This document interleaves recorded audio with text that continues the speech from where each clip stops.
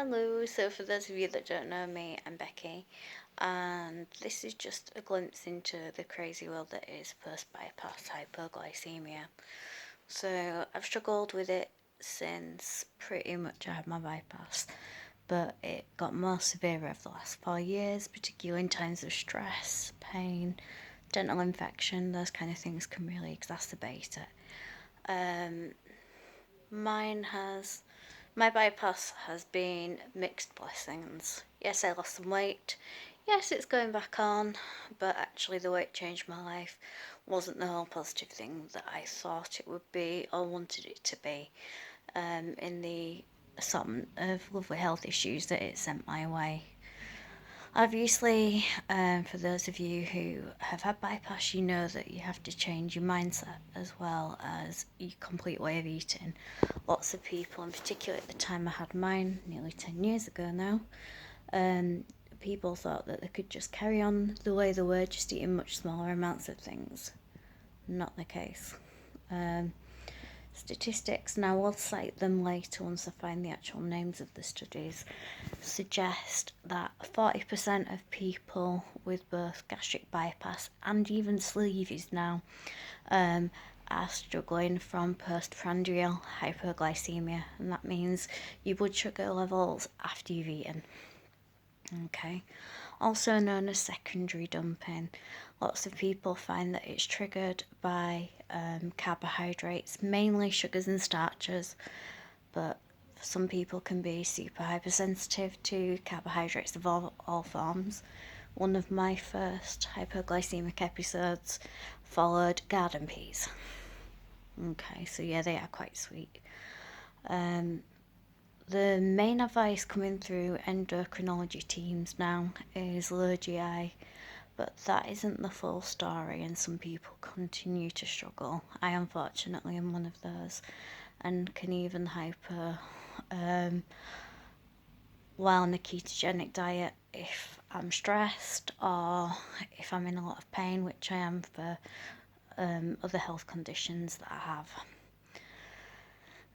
So I'm sorry I'm a bit nervous. I'm not used to filming myself, don't like seeing myself on camera, don't like hearing myself talk, although my friends might argue with you about that.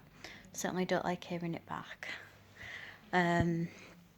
But I've been talking on a lot of forums regarding hypoglycemia and trying to give people who are struggling with it a bit of guidance, really, because I've been actively trying to deal with it for the last 4 years.